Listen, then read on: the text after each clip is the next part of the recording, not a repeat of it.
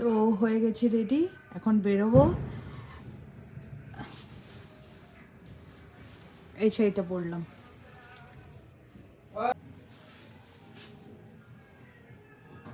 আমাকে কেমন লাগছে কমেন্টে জানিও। বেরিয়ে পড়লাম দুজনেই রেডি হয়ে। তো আমার বিয়ের পরে এটা আমি প্রথম বিয়ে খেতে যাচ্ছি, তাও আবার আমার ফ্রেন্ডের। আজকে দুটো বিয়ের নিমন্ত্রণ আছে, দুটোটাই যাব, তোমাদেরকে দেখাবো। আর আমাদের দুজনকে কেমন লাগছে কমেন্টটা অবশ্যই জানাবে। তো চলো, এখানে আমরা বেরিয়ে পড়লাম।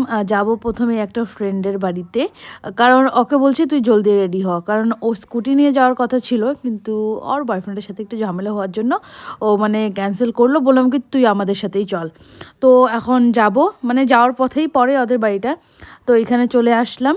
আর এখানে একটা আমরা না নটঙ্কি করে নিলাম। ও এত লেজি আমার ফ্রেন্ডটা, কি আর বলবো। আমি রেডি হয়ে চলে আসছি আর ও এখন মানে ফাউন্ডেশন ঘষছে, মানে কি বলবো, বিয়েবাড়ি বলে কথা, তাই না? এত সাজগোজ, বাপরে বাপ। মানে আমি ওকে 6টার দিকে ফোন করে বলেছি যে তুই রেডি হ, আর ও মানে 8টা বাজিয়ে দিয়েছে ওদের বাড়িতেই। পরে আমরা 8টার থেকে বেরিয়ে পড়লাম, এখন চলে আসলাম গিফটের দোকানে। এখন এখান থেকে আমরা গিফট নেব। দেখো এই যে ফটো ফ্রেমগুলো কি সুন্দর, তাই না? সত্যি এত সুন্দর, মানে আর সবগুলোতে না রাধাকৃষ্ণই ছিল। আমার এর মধ্যে খুব একটা মানে বেশি ভালো লেগেছে যেটা, সেটা আমি আমার ঘরের জন্য আনবো। তো আমরা দুজনে গিফট নিয়ে চলে আসলাম ফ্রেন্ডের বাড়িতে।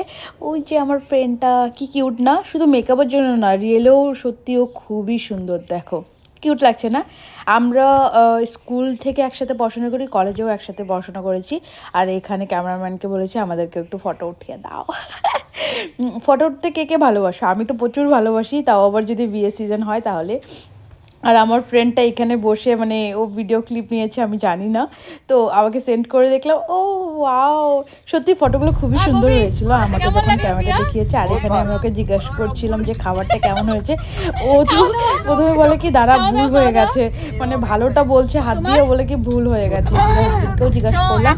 তো তারপরে এখন আমরা যাব তোমার মানে নেক্সট একটা, এখান থেকে বেরিয়ে চলে আসলাম তারপরে দোকানে। যেহেতু আমাদের বাড়ি থেকে অলরেডি একটা গিফট দেওয়া হয়েছে এই বিয়েতে, তো যেহেতু মেয়েটা আমার হাজব্যান্ডের ফ্রেন্ড হয়, তো সেরকম আর কি দিব, তাই না? তাই ভাবলাম কি একটা বুকে দিয়ে দিই।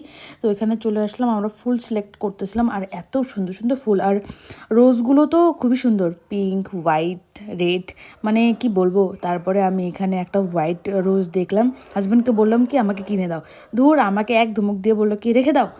আমি মানে দোকানে যদি যাই না, আমার এই যে জিনিসপত্র ধরাধরি করাটা